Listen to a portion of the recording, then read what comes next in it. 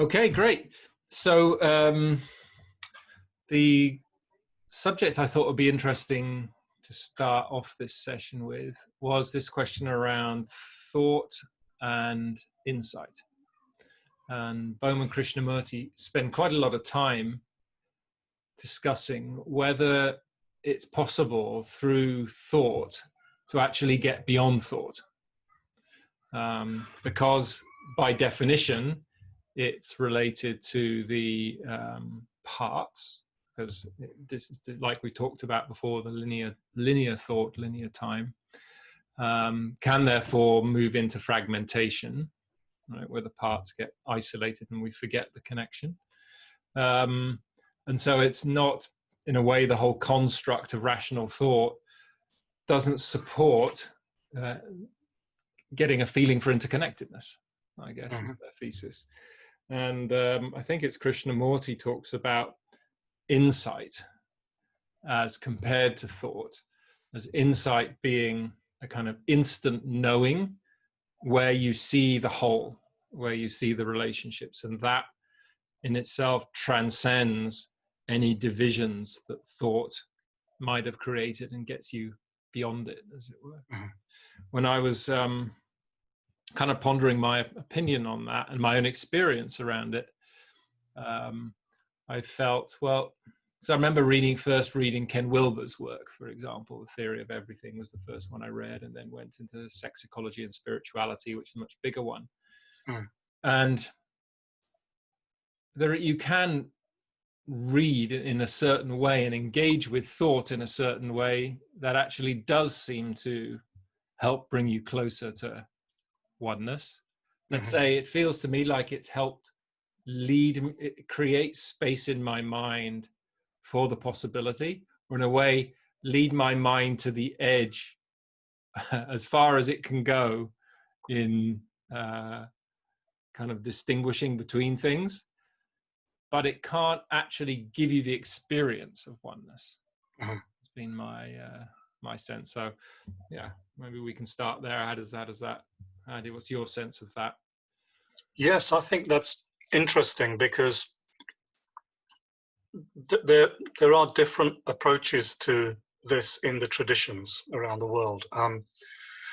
The Eastern traditions, very generally, this is generalization, but the Eastern traditions have tended to distrust thought and language as a path to realizing wholeness or the ultimate.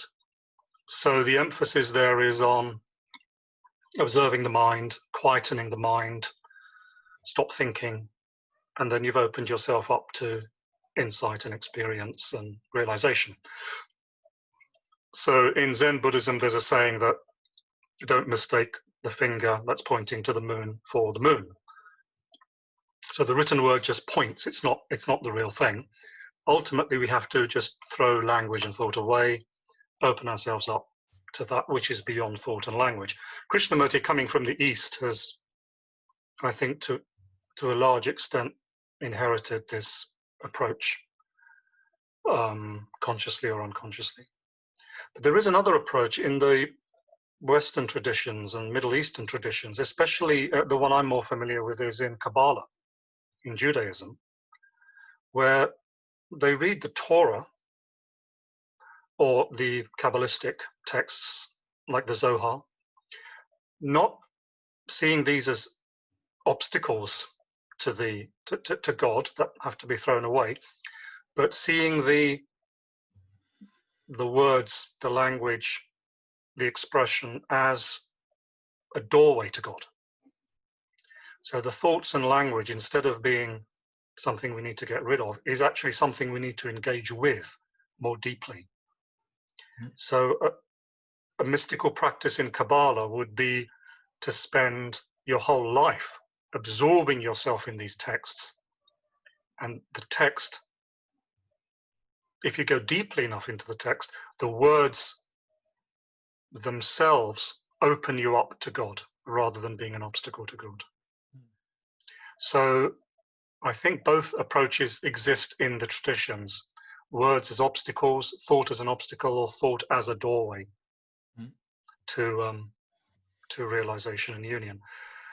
I think the difference is how we relate to thought in both cases.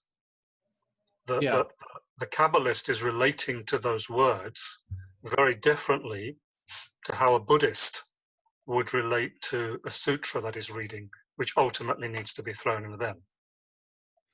Yeah, that's what it felt like to me when you were describing it. Is I was reflecting on my own experiences. It's in the same way that, you know, when they were talking about time, we were talking about, it's actually about your relationship to linear time. So linear time, you know, evolutionarily in the world exists, and psychological time is about how we relate to that time.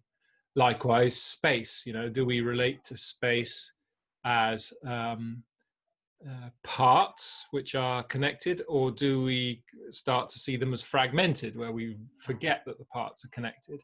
And likewise, I think, therefore, with language, it's about our relationship to the word.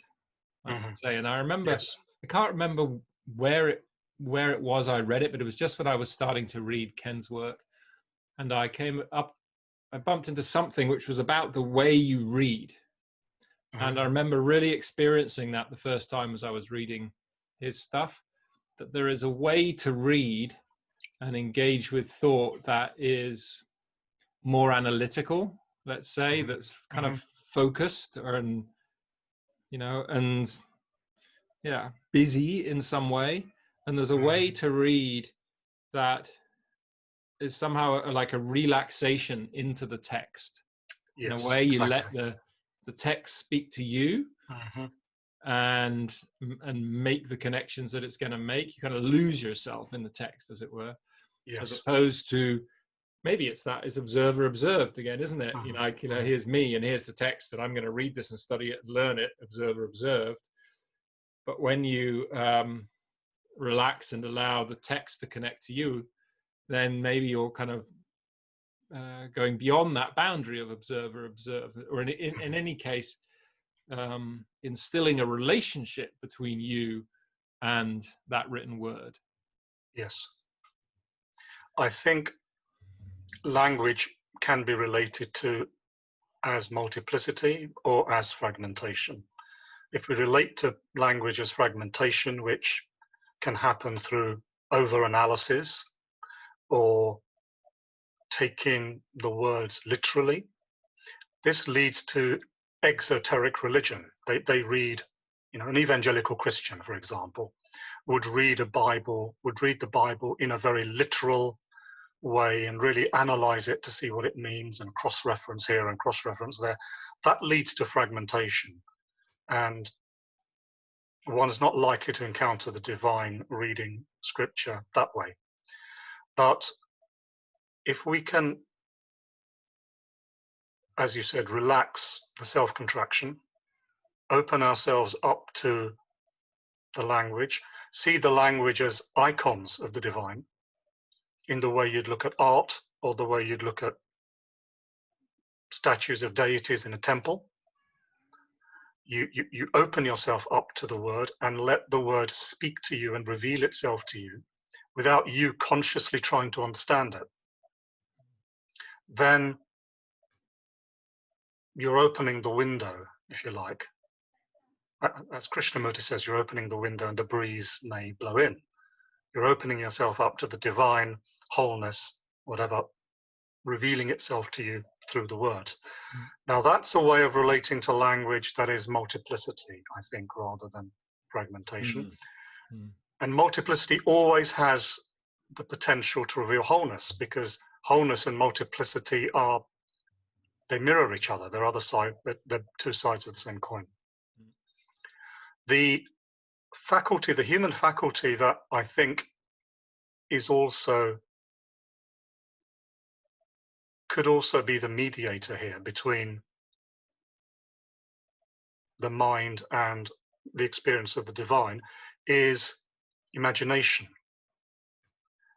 So we normally think of imagination in detrimental terms, or you're just imagining that, it's not real. But it's also possible to see imagination as a way of opening up the mind to that which lies beyond the empirical world and the written word. artists use imagination in this way, and I think mystics can use imagination in this way. So you open yourself up to the words, open up one's imagination to whatever may be revealed through the word, I and guess in that becomes a full spiritual practice in itself. I mean, there mm, are mystics in the West, in the Middle East, that spend their lives doing this. mm. I guess in that sense, imagination is you're kind of reading with the right brain, as it were, and Exactly. analytically you're reading with the left side of the brain. Yes. The thought that came to me when you, or the insight that came to me while you were talking, was that the divine exists in the space in between Yes. parts. So if you're reading with an analytical mind, then you're only seeing the parts. If you're reading with an imaginal mind, let's say, then you're allowing the whole, or the space in between the parts, as it were, to speak to you. Yeah. Also, it's not just, rather than thinking about the words, trying to understand them conceptually or mentally, which could lead to the fragmentary approach. One tries to feel the words. It's a feeling, intuitive feeling interaction with language, rather than a mental, conceptual interaction with the language. You need to feel what's being said, almost feel it in your body, and then it will start to reveal itself. And I wonder if I would think it would make a difference whether the book or whether the words had been written from a space of inspiration, let's say, and interconnectedness, or from a space of analysis. So, where, you know what I mean? Whether you could actually activate the imaginal side if the text you were reading had come out of an analytical mind. Because certainly, I think, there's something beautiful in Ken's work somehow, that when you read it, it kind of elicits the interconnectedness between yes things. Yeah. And that's because Ken is himself a mystic who's writing from that space. Yeah. Well, I think that's true. Yes. I mean, if most scripture is probably written from that space of inspiration, but most interpretations of scripture, most later commentators, probably isn't. So I think if we were to go back to the original texts in the traditions, such as the Torah, the Kabbalah, the Upanishads, some of the Buddhist sutras, the Bible, the writings of the Christian mystics, the writings of the Sufi mystics, then I think what we're talking about is possible. If we were to go to a later exoteric interpreter of scripture, such as, say, John Calvin, or some really traditional non-mystical rabbi, then it would be a lot more difficult, because those words haven't been imbued with the divine to start with. Then to try, you'd then be trying to find something that isn't there. That would be a lot more difficult.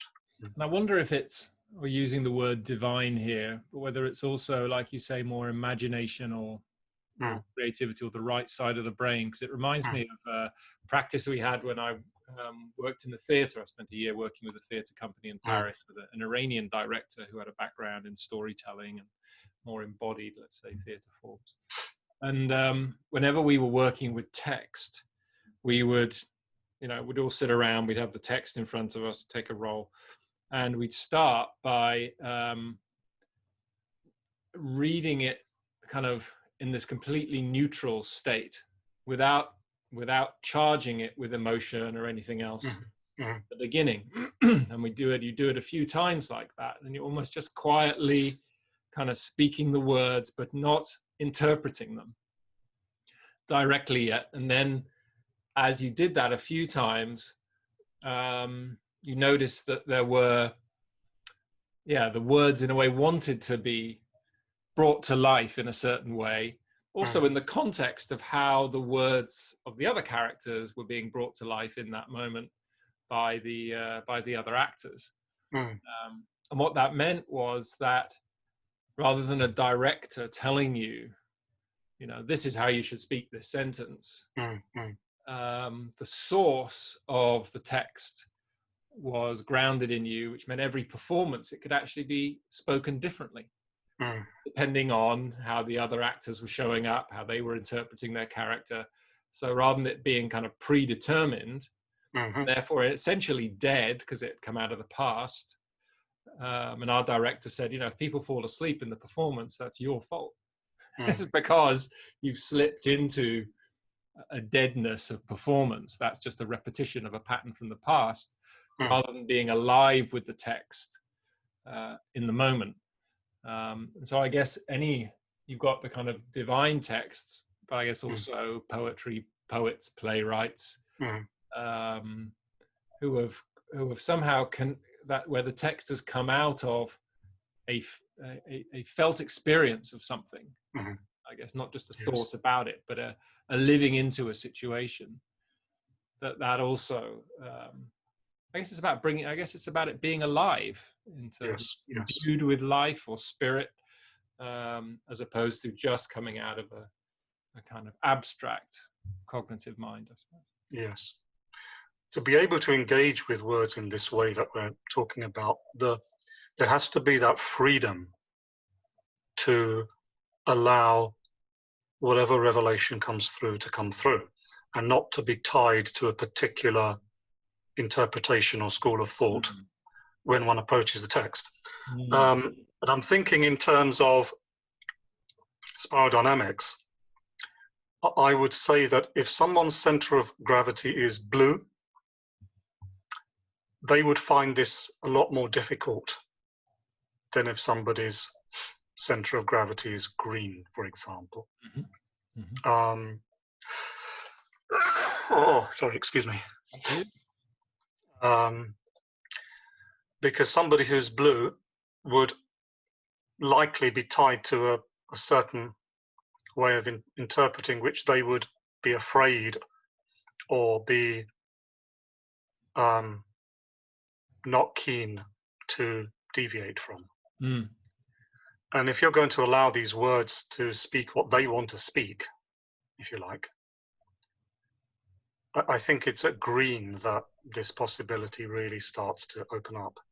Yeah. Because at green you've got, the possibility of many different interpretations, all equally valid. Yeah. Yeah. Yeah. I have a sense, in the Volution model, where I've got these eight phases, as it were, linked to, for example, the 8 in the spiral. What I'm proposing is that the first 4, so in the spiral model, beige up until blue, you're living the patterns of the past, essentially. Right, so you're following, what's been laid down fairly unconsciously. So in that sense, that would make sense what you're saying, that your interpretation is coming from something that's been given to you from outside. Yes. From the top 4, from orange onwards, you start to, like orange, for example, I think probably could do this. Maybe you don't know about divine text, but certainly kind of performance texts or art-created texts, because you're starting to make a choice to play the rules to play the game.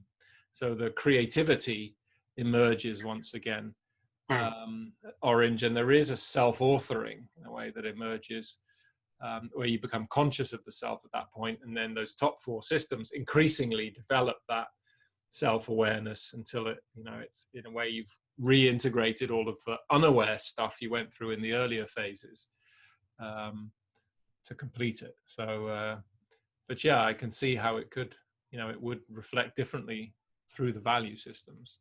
Yes. Relate to the language. Yeah. I think actually the idea that Bohm and Krishnamurti talk about, which is that words and thoughts and language can get in the way of a direct perception of reality. Krishnamurti talks about this a lot. He looked at the tree, but without the word tree, and the word is not the thing. He's always talking in this way. I think that way of thinking actually comes out of orange to some degree, because it's at orange where you get this idea that you've got an objective reality, which is the thing, and the word is not the thing, and you don't want my ideas about the thing to get in the way of my perception of the thing. So that this idea of a direct perception of reality in at least the most basic way that Krishnamurti is talking about it, I think is coming out of this orange idea where anything subjective, which includes language and thought, can get in the way of perceiving reality. But I think when you get to green, the word is not the thing kind of gets replaced with the word is the thing. We only see a tree separate from the rest of the environment because we've already separated it in language. So the word is the thing at green. And so words, and the subject and the object are not really different at green to the extent they are at orange. So at green, you can have thoughts and words being part of the process of realization because it's all part of the same one thing, rather than being an obstacle to realization. I think it could simply be that green is has a slightly softer approach to reality than orange. And as such words and is that it's the green builds relationship. Yes. So therefore, there's a sense of being able to and intersubjectiveness that gets beyond just the pure subject objectness of orange. Yes. So when you say the tree, the name, the word is the thing. Yeah, in a way personification kind of way, you know. Yeah, I can see that distinction. Yeah. Yes. I mean, this is speculative, but I wonder if the levels that are more collective rather than individual, so purple, blue, green, turquoise, would be more open to this kind of way of relating to language, whereas the more individualistic colors, beige, red, orange, yellow, which may see themselves more as separate from reality, may then see language as more of an obstacle. That's a possibility. Yeah, that makes sense. I think the observer-observed distinction is clearer in the warm colors, in the I colors, the I-driven express self colors, because they're focused on me and the other. I mean, by definition. Whereas the collective, we-driven value systems are more focused on the relational side of things, more on the we. So, yeah, interesting. I was just doing a kind of little scan. So let's say it was, purple. The language is, I mean, literally is the object, but in a kind of, like you can evoke the object through the word, through the language in a way. Yes. Yeah. With blue, how would that be then? Kind of order driven. And then we get into this thing about the healthy or unhealthy, like, with my proposition being that the blue that we're used to in the West anyway is this unhealthy expression of that value system because of the failure to integrate the beige and the purple.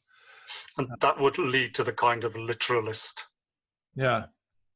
fundamentalist traditions that you see at blue. And they certainly wouldn't be able to engage in this kind of reading. No, whereas in its healthy expression, I think what you would get is more of the text, like say the divine texts, would give you access to an order in the universe. Yes. They would give you, a pattern or the archetypes, or they would help you to find your place, which is also what the blue value system is about, but then not in a judgmental way. Yes, I think to some extent this is what happens in Kabbalah. Kabbalah is very much about finding the underlying patterns out of which, behind manifestation, And I think those patterns can become clear. That order can become clear if you read the texts Mm. in that open, interactive, imaginal way. You know, in terms of the writing side, we were talking Mm. before briefly about our experience of writing and how, you know, when I wrote Evolutionary Leadership back in 2005, it was like cognitively or rationally, I was pregnant with it. It was all there. I knew it was all there. I could explain it to people and everything else. And then what I chose to do to write the book was to sit down every morning, meditate, not look at any notes or anything, but just sit down and start writing. Mm-hmm. And it kind of came through.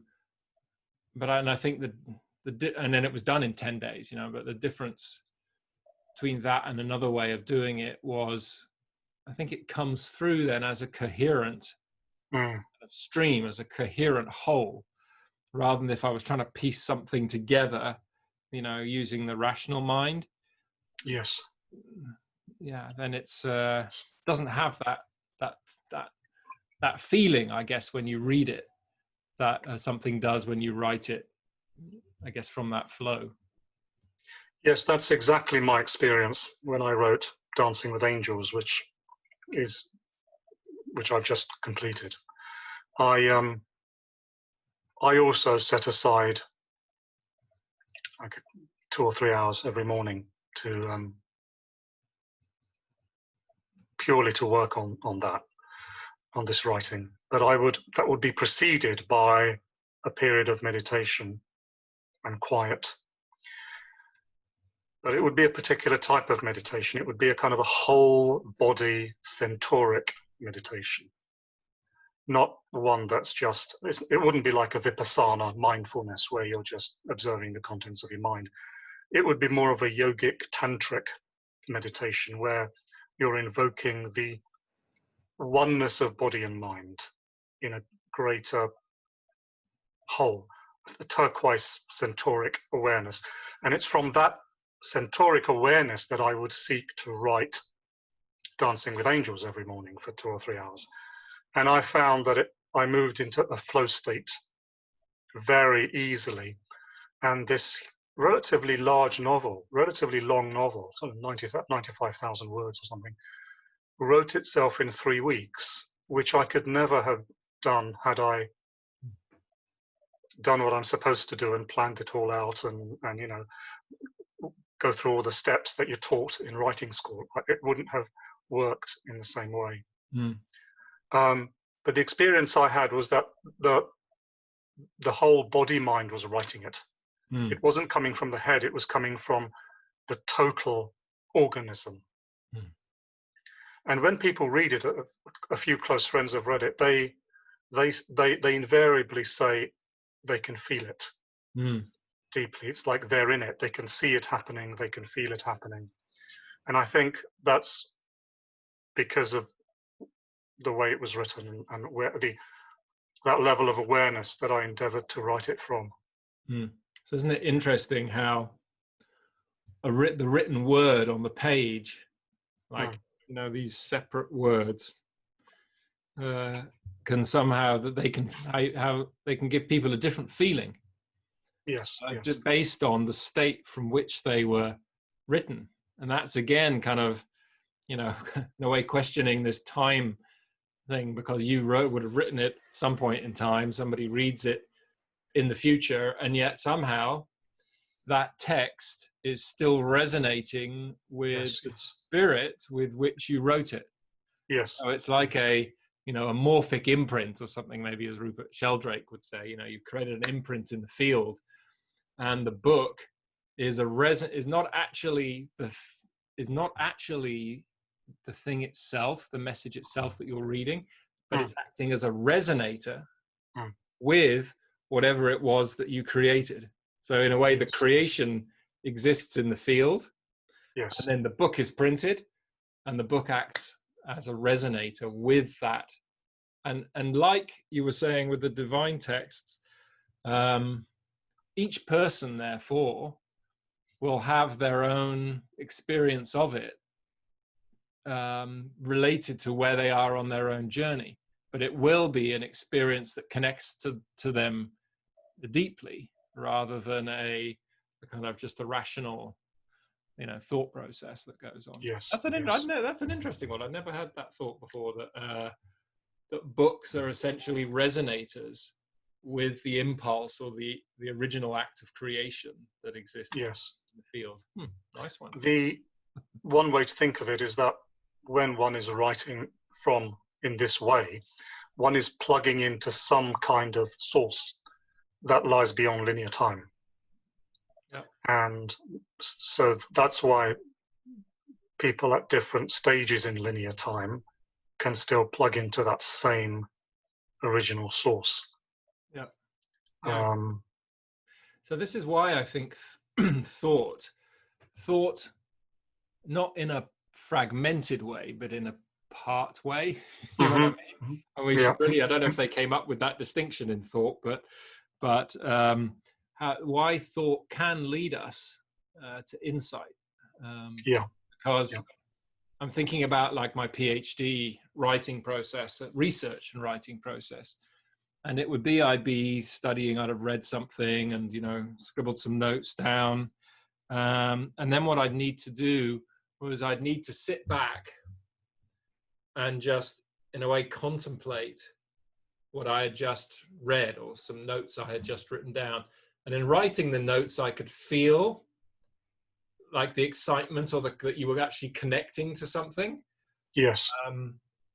But I couldn't remember it at that moment. I needed to come back to it and kind of resonate with it again. And then if I just sat with it, that's when what I think Krishnamurti might call insight emerged. It wasn't a linear kind of thinking process that got me to the evolutionary insight. There was a process of thought that went into, because if I hadn't read the stuff I'd read, or been in touch with those ideas, or been in touch with the creations that those authors came up with originally, somehow the insight into evolution, I don't think, would have formed itself. So there is value definitely in studying. You can study in that way that we were just describing, and that kind of thought can lead us to insight, has been my experience.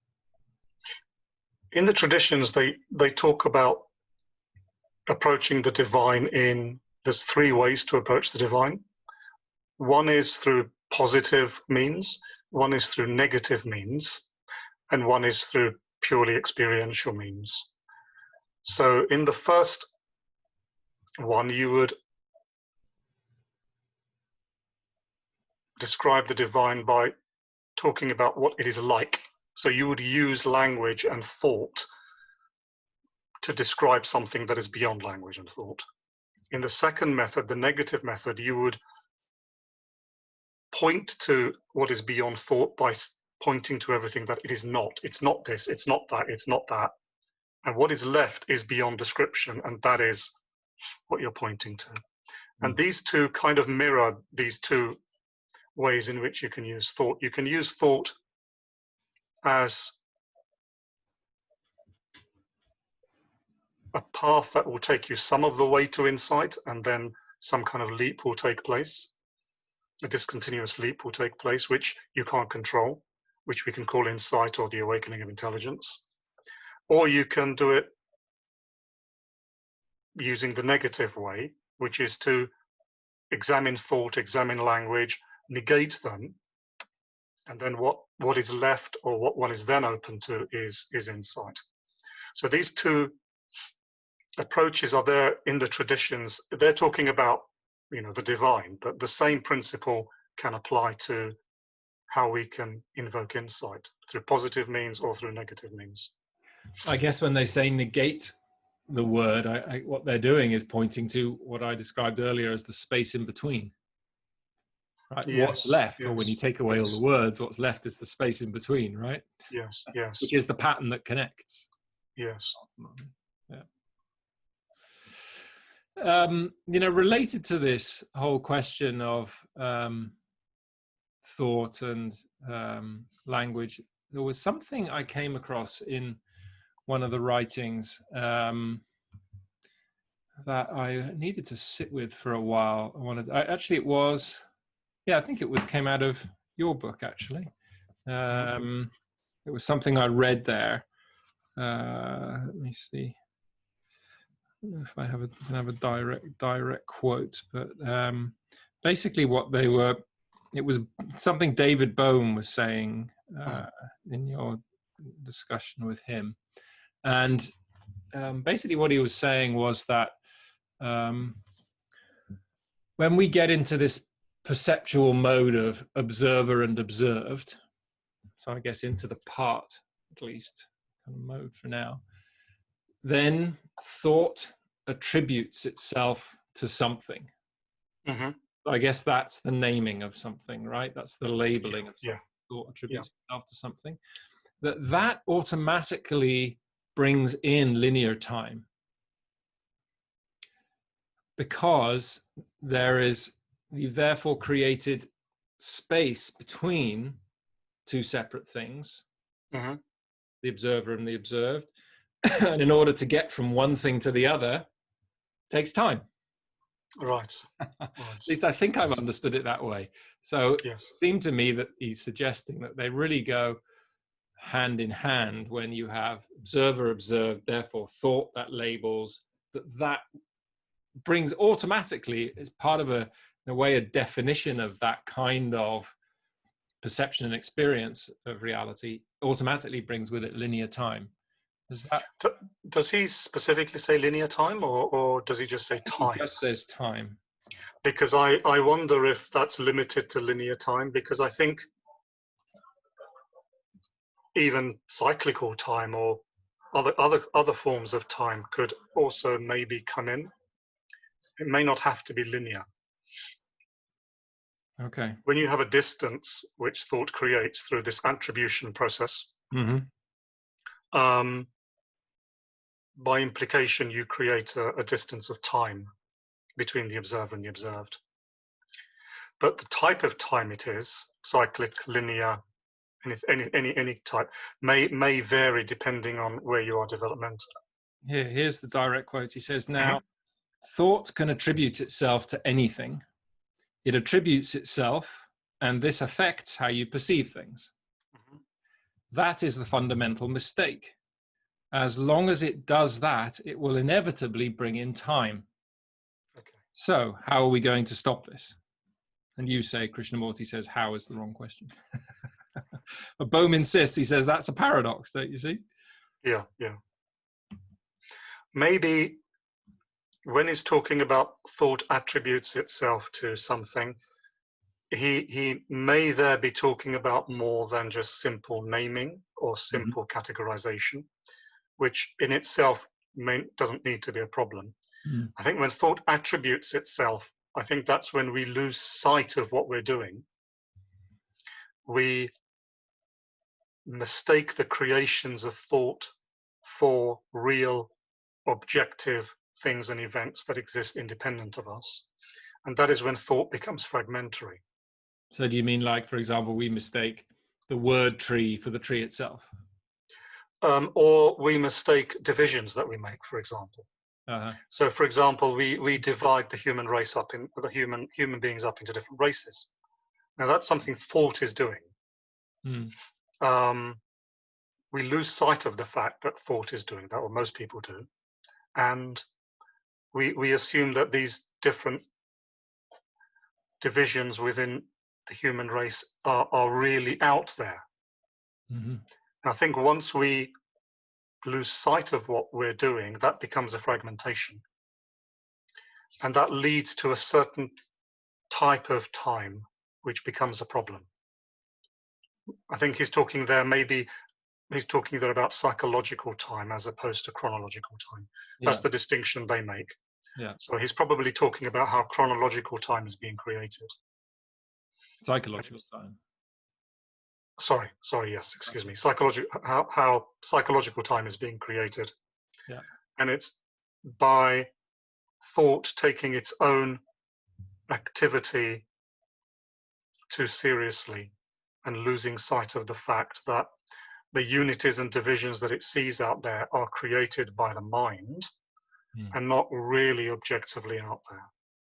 I guess really the essence of it is that we lose ourselves in the many and Yes. forget the one. Yeah. Right. Yeah. And that seems to be the story behind both, linear time, past and future, that takes us out of the present moment. We divide space up into things and forget that it's all connected. Yeah. So in a way, the sensory excitement of the many, we kind of get fixated on the many and the differences and forget the one behind it. That's the essence of what's going on there. Yes. Yeah. And once we do that, we move from chronological to psychological time. And that's what Bowman Krishnamurti believed is the problem that needs to be solved somehow. Yeah, and like we said in the previous talk, my proposal is the essence of that, where the part becomes a fragment. The part, in case people hadn't seen that bit you describe as the part, is the definition of the uniqueness of something, but where you remember that it's connected to everything else. Yes, exactly. Part becomes a fragment when we forget the interconnection, basically. Yes. That comes from us having transcended and yet repressed our experience of being one with the earth and the rest of life. That came in the earlier stages of development. Yeah, and that because we haven't reintegrated that, it's just left us in a world of divisions and separation. So it left us in the world of the many, basically lost in terms of, well, where's home? Because home is the one. Yes. Which is why it's all become so unrooted and crazy, and we've all become so distracted. Yes, and why we're all seeking something, but we don't really know what it is we're seeking. Yeah, and ultimately we're trying to find the satisfaction of the one in the many. Yes, exactly. Yeah, and we never will. And that's the craziness with, if you look at economic growth, it's got to be non-stop and growing ever and ever more and more as we try to somehow fill the gap with more and more manys. But it's like we need to kind of flip out of the many and drop back into the one, and then you're home again. Yes, I mean, we don't need all of those manys. When we find a problem in the many, we try to solve it by creating even more manys. We divide even further and further and further, where what we actually need to be doing is unifying, not creating more and more divisions, as if those extra divisions will somehow magically heal the problem of division. We're doing it precisely the wrong way around. And it's literally this rational thought, when it gets a problem, that makes all of those decisions. Whereas if people were trained to actually step back, sit back for a minute, and hold the tension of the problem, and not in judgment, but as information, the polarity or the tension as information, then and then go quiet in the rational mind. Then that would allow the information or the intelligence or the insight to come in that would transcend, yet include those two parts and enable them to coexist in a healthy way again, rather than have to divide them up into even smaller pieces. In the very act of observing and sitting with the problem, the very act of doing that starts to put you in touch with the whole, because you've gone beyond the parts to be able to look at the parts. This is why awareness is the key to all of this, because awareness takes you one step away from just being lost in the manyness, and stepping back one step away from the manyness opens you up to the whole that's on the other side of manyness.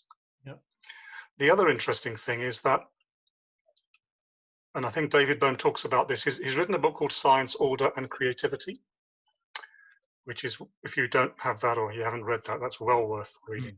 He talks about how the way to bring insight is to bring order into the field of the known.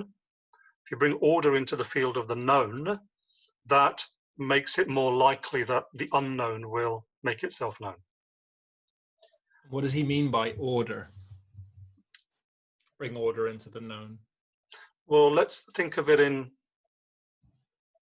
Okay, well, in Bohm Krishnamurti language, what they would mean is bring order to the body, bring order to the emotions, bring order to the mind, observe the mind, see how it's working, bring some degree of quiet into the mind. Mhm. So body, feeling, body, emotion, mind, it all becomes quiet instead of running around being chaotic. And if you then are able to sit in that place of quietude, something else may reveal itself, something higher than body, emotion, mind may reveal itself. I wonder if The, with order, he's also pointing to, because there's order when there's a pattern between the parts, yes, right? So, and we only can get a insight into that pattern when we, in a way, extract ourselves from the parts, yeah, relax, contemplate them, and allow that pattern to emerge out of them. yes. Krishnamurti often talks about order in contrast to what he calls disorder. So disorder is anything that causes conflict. So any kind of conflict in the body, emotion, mind, observe that, quieten it down through that observation, and then you open yourself up to what Krishnamurti calls the other from revealing itself. So in a way, Krishnamurti, the two seminal books in Krishnamurti's teachings, I would say, are Freedom from the Known and The Ending of Time. And they talk about the two stages in this. So Freedom from the Known is more about how to bring about that order, quietening the body, mind, emotions through awareness. The Ending of Time is what can happen, what you open yourself up to once you've done that, which is to open yourself up to the revelation of wholeness and the ground that lies beyond the whole. In spirodynamics terms, if we want, say our center of gravity hypothetically is at yellow, and if we want turquoise to emerge, one way to make that more likely is to bring order and harmony to the levels that we have already realized, beige up to yellow. And then turquoise is more likely to emerge than if we're constantly in chaos and disorder around the levels that we've already realized, because it frees up energy and it frees up attention. And once energy and attention have been freed up, the next stage of the process can reveal itself. Yeah, I mean, what you're doing is you're really integrating those earlier systems. Yes. So one could also say the fact that we haven't integrated beige and purple, in fact, that we've repressed them, is what's creating so much disorder in the world today, and therefore so much conflict. Well, absolutely, yes. In the world. I mean, taking that disorder, conflict, you know, I was thinking about that idea of tension, like when there's a tension between something. If you can hold the tension field between it and not pass judgment, then you're maintaining a relationship between two things, right? And therefore an order. The moment that you pass judgment, let's say you collapse that relationship, you know, you break the relationship, and you therefore create conflict because those things are seen as unrelated and therefore different to each other and therefore conflicting to each other. Right? So the practice really is to, anytime a tension emerges between different things, is not to make a judgment on right or wrong, this or that, but to continually hold them in relationship, in which invites information or spirit in to resolve. And it's not resolving the tension, because the tension isn't a bad thing, but it's enabling the two parts to coexist in a greater whole, I'd say, in that way, where both parts get uplifted in their own identity, so they're not having to compromise. It's not a what do you say, kind of minimum best solution or something. It's where both get uplifted in that bigger whole, because you've managed to hold the order between them. Yes. Yes. rather than collapse the wave into the Mm-hmm. particle, Mm-hmm. right? Right. Right. Separate particles as particle mentality. If you collapse the wave, there is no possibility or probability for these parts to kind of be part of a bigger holon, I guess. Right. Yes. I mean, collapsing the wave. The other way of understanding collapsing the wave would be to take a definite position with regard to this conflict. Yeah. But once we've taken a definite view or a definite belief with regard to the conflict, then we've collapsed the wave. Yeah, that's why I, and kind of organizational and leadership work, I'll often say if there's a tension. I mean, actually, have it here. We have for ubiquity, we have a set of principles, and one of them I call creative tension, and it's we hold tension. We hold tensions as sources of information. Mm-hmm. So if ever anything comes up that doesn't feel right, somebody's irritated by something or whatever, there's not a judgment around this. Okay, well, let's inquire into the nature of that tension. What is it? Mm-hmm. What and so depersonalize it. Right. Like, it's not about the person. It's about that person is picking up some information about the system. Yes. Tension somewhere. Really dig into the tension, hold it, and then see, okay, if we can kind of see it, then that will bring something into, be able to help us move beyond it.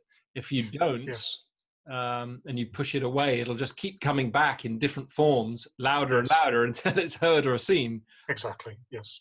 Yes. So we give each tension or each conflict a voice, and we allow the voice to speak.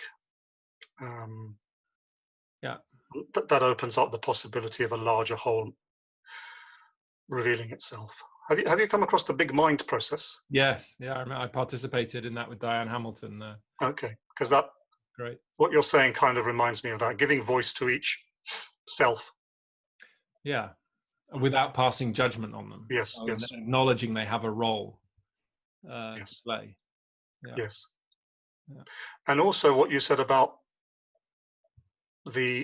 because we've repressed these first two levels, beige and purple.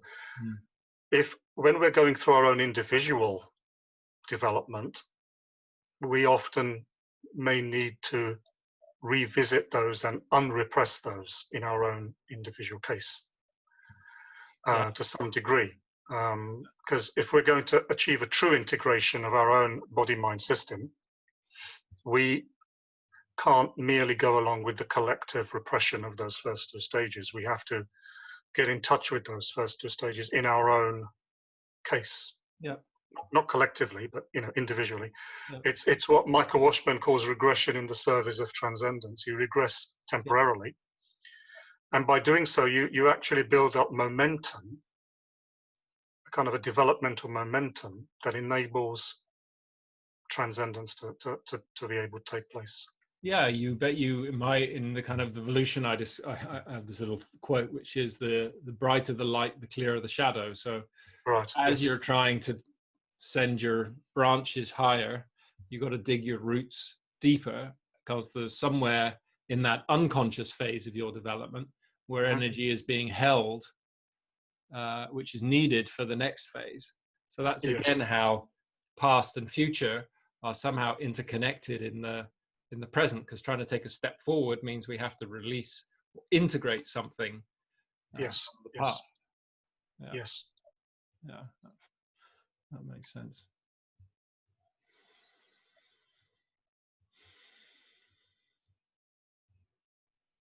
I kind of covered everything that theme anyway on my list.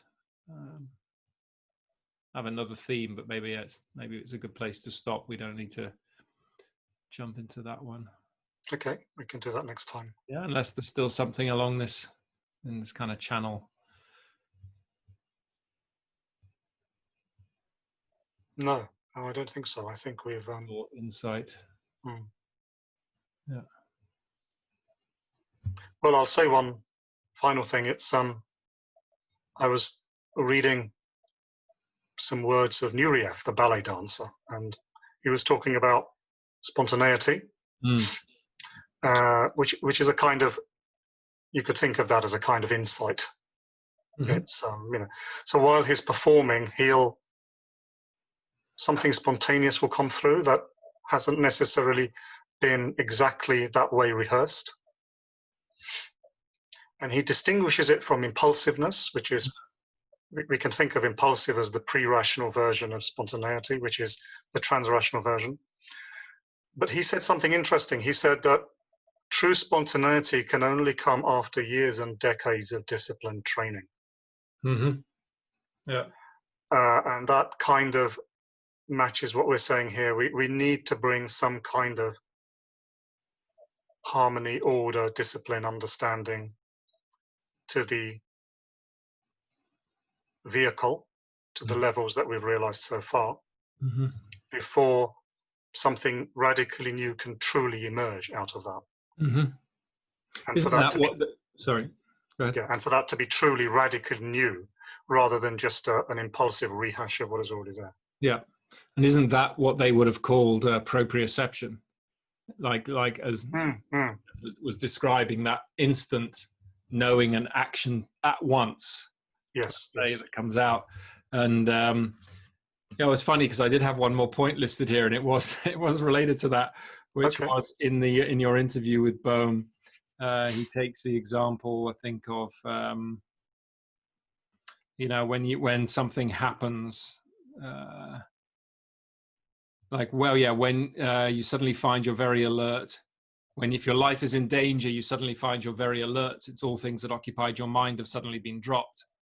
And I made a note, pre versus post. It sounds to me like what he's describing there is an instinctive, pre-rational cognitive reaction, which is direct and alive, but it's very different to a trans-rational response, let's say. I agree.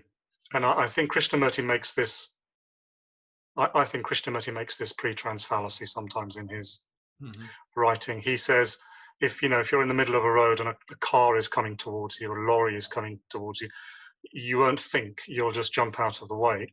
And he relates that to how you should be responding to his teaching, that you see the danger of living life as it has been lived so far, and you just leap. But that is a pre and a trans fallacy, I think, to equate the two in that way, because jumping out of the way of a lorry is impulsive. It doesn't require years of discipline and order prior to that. Whereas to truly see something radically beyond your current level of development, or to truly have an insight that has its source in the transcendent, requires a high degree of order in where you already are. And that can take time. The insight may come instantly, but that instant insight can come after years of preparation for that insight. Yeah, and it's coupled with, in a way, not having to think about it, but just like comes, boom, it's clear, and there's a related action. So you can see how the instinctive is, in a way, is related to the intuitive. Talk about, if we take the octave, those first two phases, that we've pushed away, are related to it because they are non-rational, let's say, but then they're pre-rational as opposed to trans-rational. But you do need to have integrated them, I believe, for that final phase to be whole in that way, because the transcendent has to be integrated with the immanent. Like it's knowing and doing at the same time. Otherwise, it could just be a kind of instant insight, but that takes you out of here, as it were, rather than immediately translates into manifestation in the world. Yes, I mean, intuition can then use thought and the body and the mind as its instrument. In a way, impulse can't. Yeah. It doesn't make any sense to say the impulse is now going to use thought to express itself. Yeah, no, exactly. Yeah. And in fact, it's not surprising that Bohm and Krishnamurti may be committing this fallacy, because neither of them seem to be very interested or aware of development. No, that was interesting, because they keep getting caught in this trap. Yes. Where they're saying, no, you can't talk about change because that puts us into linear time. But yet they yeah. do keep asking, how do we fix the problem? You know, how do we help Exactly. people, enable people to get there? Oh no, but you can't say get there, because they get caught in this kind of, I think what we discussed in one of the previous sessions, the distinction between absolute, you have absolute and relative on the one hand. Yes. Then yes. you've got, you know, the non-dual, which transcends both of them, and they tend to, I think, Yes. get confused between the absolute and the non-dual. In fact, Krishnamurti on many occasions explicitly denies that any kind of psychological evolution or development can take place. Mm-hmm. So he simply didn't believe in what we're talking about, the spirodynamics and these things. That was just his own particular view, his own limitation. And that's why the possibility is then open for making these kind of pre-trance fallacies, and also for getting trapped in this circle of paradox around enlightenment. You know, what do we need to do? Oh, but you can't do anything. But we have to do something. Oh, but you can't do anything. Yeah. I think these kind of issues resolve at yellow. Mm-hmm. And I think their discussions don't tend to be very yellow-centered. They don't bring in development as an essential factor in this. I think Wilbur mentions this in Up From Eden. I think in one of the footnotes in Up From Eden, he mentions how Krishnamurti fails to realize that even psychological time or psychological memory is a necessary stage in the process, not something you can just dismiss outright. And that comes from a failure to truly understand or see how development works. Yeah, and I think it is this confusion, and you can read the confusion. You know, when you're reading the book, you can kind of feel them going around in circles and not being able to deal with it. Is this failure to distinguish between the non-dual and the absolute? Because if you can accept that the absolute and the relative coexist, right, you can be both. There is both the one and there's the many. And they coexist, and we've obviously chosen to incarnate in the many for a reason. So it is real. There is linearity, chronological time here, etc. And we can have an experience of the absolute at the same time, but that the non-dual encompasses those. If you're believing that the absolute and the non-dual are one, then no wonder you get confused, because indeed at the non-dual nothing does ever happen. You know, it's just you can't even put words or language to it, because they by their nature divide. And so that's there are useful Advaitin teachers in the West who take that to real extremes and basically go around giving lectures that there's nothing you can do to become enlightened. There's no method, there's no practice, there's nothing you can do.